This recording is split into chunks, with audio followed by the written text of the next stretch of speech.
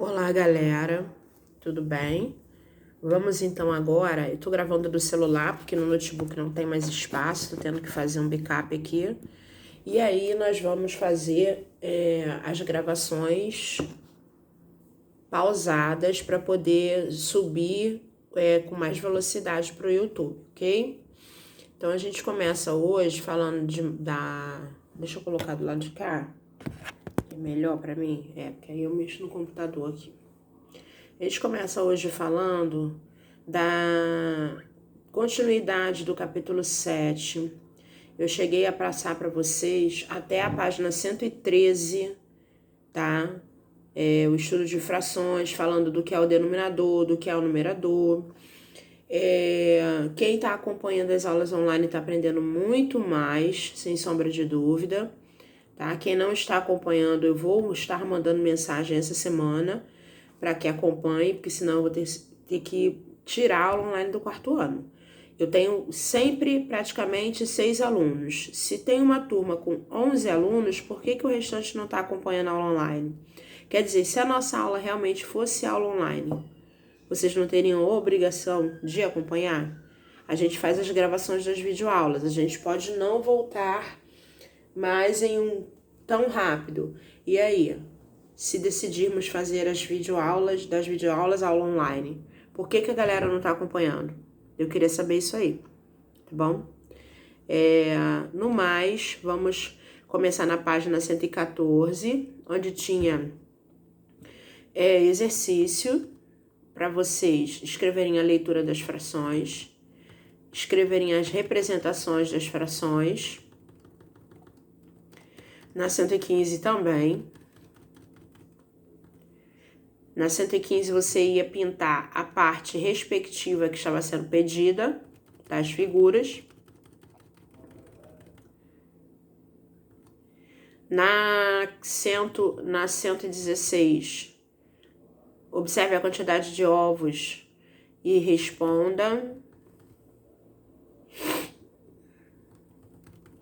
Então, a gente teve uma bateria de tarefas aí para que vocês respondessem, tá? Eu queria parar com vocês na 117 para a gente aprender a fazer um cálculo, que é frações de um inteiro. Deixa eu pegar o quadro. Como é que a gente pode descobrir frações de um inteiro, ok? Então, vamos lá. A gente tem 8 ioiôs. 8 ioiôs. E está sendo pedido 1/2 desse ioiô. A gente sabe que 1/2 é a metade de uma determinada quantia. Então, até fica fácil a gente descobrir a metade de 8 ioiôs. Basta dividir por 2. Porém, nós temos na outra questão 1/3 de 9. 1/3 de 9. Como é que a gente vai fazer esse tipo de cálculo? Nós vamos dividir. Ai, caramba. Dividir o inteiro pelo denominador. O resultado a gente multiplica pelo numerador, tá?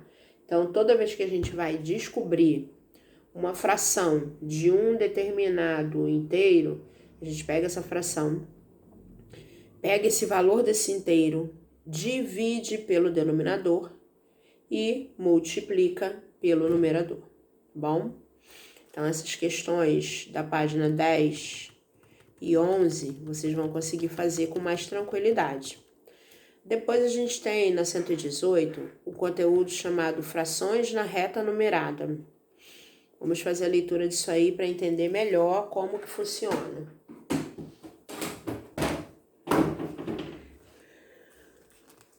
Você já sabe que uma reta numerada apresenta números em ordem crescente. Usaremos a reta numerada para localizar as frações. Vamos lá, então a gente tem uma reta numerada já com os números naturais escritos na ordem crescente. Então, esta reta ela vai de 0 a 7.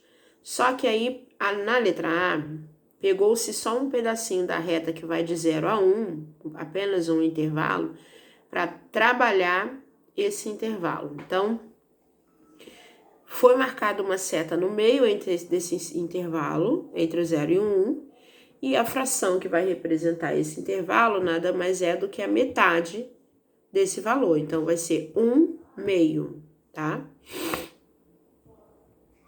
A fração que vai representar o número 1, 2/2, porque a gente já chegou no inteiro. A mesma coisa vocês vão fazer na página 118, no número 2, letra A e B. Depois, utilizou a reta numerada. A gente chega na página 120, que fala sobre frações e medidas, tá? Vamos pegar o exemplo que já tem aí de relógios. Se você reparar bem nos relógios analógicos, vai perceber que, como o relógio marca 12 horas, o número 6 divide o relógio exatamente ao meio. Quando o ponteiro grande dos minutos sai do número 12 e se move até o número 3, passam-se 15 minutos. Se o ponteiro grande, a partir do número 12, chegar no número 9, ele vai ter andado o quê? 15 mais 15 mais 15, 45 minutos. Então, só aí a gente tem 3 frações diferentes, tá?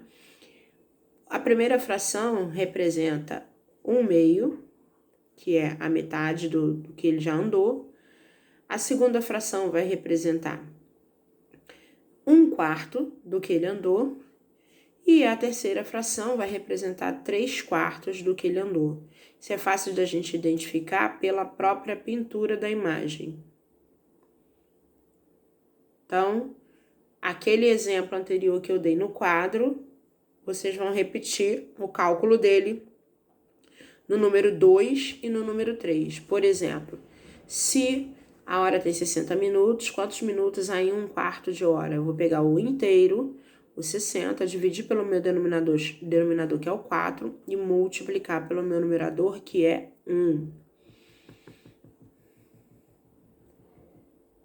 Página 121 ainda.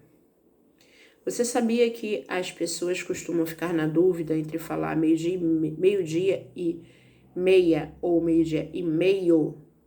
Então, preste atenção para você não errar mais. Meio-dia quer dizer a metade do dia e meia se refere a meia hora. Então, a metade da hora. Então, o correto é falar meio-dia e meia, tá? Da mesma forma como meia-noite. É metade da noite, se somar mais metade de uma hora, da hora, é correto que você fale meia-noite e meia, ok? Só dessa forma que você vai usar a palavra meia, para identificar que é a metade. O outro significado da palavra meia é porque é um acessório que nós utilizamos. Ninguém é meia chata. As pessoas são meio chatas. Ninguém é meia inteligente. As pessoas são meio inteligente. Então, o meia só vai ser utilizado nesses dois momentos, para falar de hora e para falar de acessório.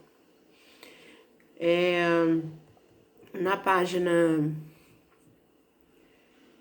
Peraí, deixa eu voltar. 122, começa um assunto falando de volume, que é aquilo que vai caber dentro de um recipiente, e esse volume ele vai estar sempre expresso em ml ou litros. Existem outros derivados, mas a gente sempre vai trabalhar com ml e livro. Um outro momento que a gente pode também encontrar a fração é nas receitas, né? Algumas receitas que nós fazemos, como por exemplo, a gente tem uma na página 123, que é um bolo de chocolate, e que tem uma receita lá que tem algumas frações, tá? Por exemplo, a segunda fração tá me dizendo que eu tenho que colocar 2 xícaras de farinha de trigo e meia. Por quê? Porque eu tenho 2 inteiros e 1 meio, Então, eu tenho que colocar 2 xícaras de farinha de trigo e a metade dessa xícara.